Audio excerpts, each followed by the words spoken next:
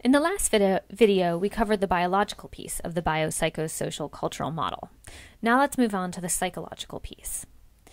As I mentioned at the start of the lecture, there are literally hundreds of different psychological theories about the causes of mental disorders. We've already reviewed both the psychoanalytic and the behavioral perspectives, as those laid the foundation for modern psychology as we know it. In addition to these, there are just a couple more that I'd like for you to be familiar with, and those include cognitive behavioral therapy and humanistic therapy. So let's start with cognitive behavioral therapy, or CBT. CBT essentially grew out of a critique of behavioral therapy. As your book mentioned, even though there is a lot of support for behavioral theory, some scholars and practitioners disagreed with the exclusive emphasis on observable behavior, claiming that internal thoughts and feelings likely serve a role in people's psychological functioning. What grew out of this line of argument was cognitive behavioral theory, which suggests that our thoughts, feelings, and behaviors are all inextricably linked. So how we think has a direct impact on how we feel, which has a direct impact on how we act, which again has a direct impact on what we think. So let me talk you through this process. For every event that takes place in your life, there are a series of thoughts that follow. Now, this is a natural process. Of course you're going to have thoughts about something. The issue is the type of thoughts that you have, and then the implication of those thoughts. What cognitive behavioral theorists would say is that we make and keep ourselves emotionally disturbed by generalizing and personalizing our thoughts about an event into our self-concept. So, for example, let's say that someone doesn't call you back. A thought could be, that person doesn't like me. The generalization could be that no one likes me, and the personalization is that I'm unlikable. So, in essence, the thoughts that we end up having about an event get internalized to be about us as individuals. However, most of the time, the thoughts that we have about events and which we internalize are not realistic or rational. Instead, cognitive behavioral theorists would say that we consistently have distorted thoughts about events, and that these distorted or irrational thoughts, what we might call cognitive distortions, end up impacting our feelings about events and about ourselves. And that as a result of our feelings created through our cognitive distortions, we behave in associated ways. And so what cognitive behavioral theorists would say is that those behaviors then feed back into our thoughts, leading us back to the original model, and what ends up happening is that we create this cycle of irrational thoughts that are very difficult to escape from. Now, we'll talk about some of the more classic cognitive distortions in class, but suffice it to say that we all experience this to some extent or another. We all have those go-to cognitive distortions that creep up in certain situations. What cognitive behavioral theorists would say is that when acknowledged, it is these cognitive distortions that end up causing psychological symptoms and illnesses. Based on this, cognitive behavioral therapists focus on challenging irrational thoughts and replacing them with rational thoughts. Now, humanistic therapists would agree that psychological symptoms are also, to some extent or another, caused by distortions of a certain type. But the distortions that humanists talk about are distortions due to incongruence. Carl Rogers, the founder of the humanist psychology movement, said that a healthy person is congruent. And he defined that as someone who's open to experience, has an internal locus of control, is trusting and creative, and people who experience consistency between their internal or ideal self and the way that they're treated by others. When this isn't the case, however, and in particular when people's self-concept is invalidated, that's when mental health symptoms arise. And given this perspective, what humanists believe is that healing comes when people's core self-concepts are validated.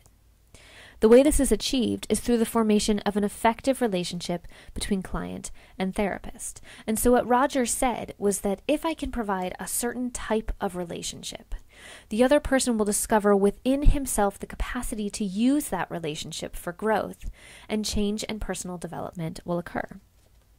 And Rogers said that an effective relationship can only be formed when the therapist creates an environment in which clients are able to experience genuineness, unconditional positive regard, and accurate empathic understanding, so that they're able to express their whole self and have that whole self validated.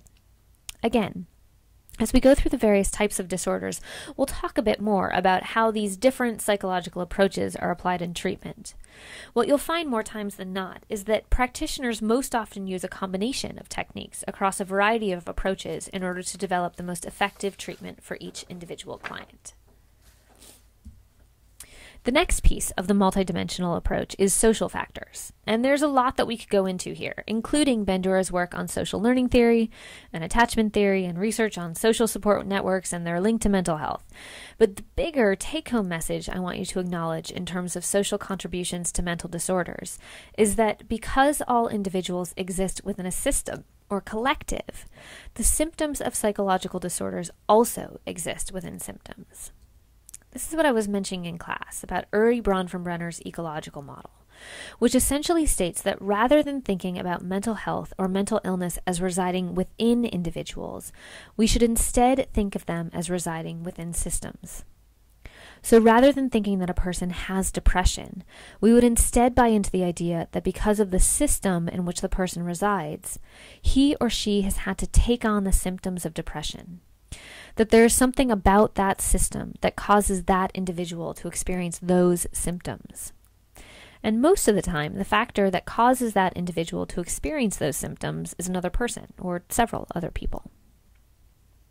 So what the social piece of this multidimensional model we're constructing recognizes is the extreme power that other individuals have on our mental health, and the fact that we cannot or should not try and assess a person's mental health without considering their relationships and the social systems they occupy. And now we've come to the last piece of the puzzle, the cultural piece. As your book mentions, the influence of culture on psychological disorders has become a prolific area of study. But that wasn't always the case. In fact, for a long time, culture wasn't really considered at all, because it was presumed that everyone shared one single culture, which was a perspective that worked really well for a member of the dominant group, but not so well for all the folks who were outside of that group. Thankfully, over the past several decades, increasing attention has been paid to how cultural factors influence psychological health and illness. As your book mentions, at times this area of research is predominantly occupied with investigating differences in prevalence of certain mental disorders across groups. So this graphic, for example, shows the relative proportion of men and women with different mental health diagnoses.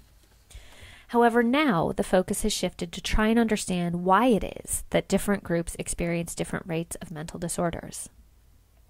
Increasingly, these varying rates have been tied to experiences of oppression and privilege, the thinking being that it's not necessarily your gender or your race alone that cause greater or fewer incidents of mental illnesses, but rather the risk and protective factors those demographic characteristics expose you to. For example, there's been a lot of attention to the ways that sexism contributes to higher rates of depression in females. In recent years, there's also been increasing attention to the role of racism and particular racial microaggressions in rates of anxiety and depression amongst racial and ethnic minorities in the U.S., particularly Black Americans. That's something we'll spend some time talking about in this class as we get into conversations about anxiety and mood disorders. We'll also continually return to culture as a source of both mental health and mental illness as we talk through various psychological disorders. So those are the four main pieces of the multidimensional model: biological, psychological, social, and cultural. The idea being, again, that psychological symptoms and disorders aren't caused by any one of these factors. Psychological symptoms and disorders are caused by a combination of all four. In class, we'll talk through an example of a theory that's tried to combine many of these different pieces called the diathesis stress model, which has been used to explain all kinds of mental health symptoms. Before you go, though, I have one more slide. Remember in class I mentioned that there might be opportunities for extra credit, in addition to the one I gave you in Wednesday's class, and that if so, I would assign them at the end of lectures. Well, here you go. Earlier in the lectures for this class, I mentioned epigenetics and how interesting I think it is, at least. For your extra credit assignment, you should find a news story regarding epigenetics and its application to psychological disorders or mental health more broadly. You should bring a copy of that article with you to class and be prepared to describe the main findings of the article with your classmates. See you then.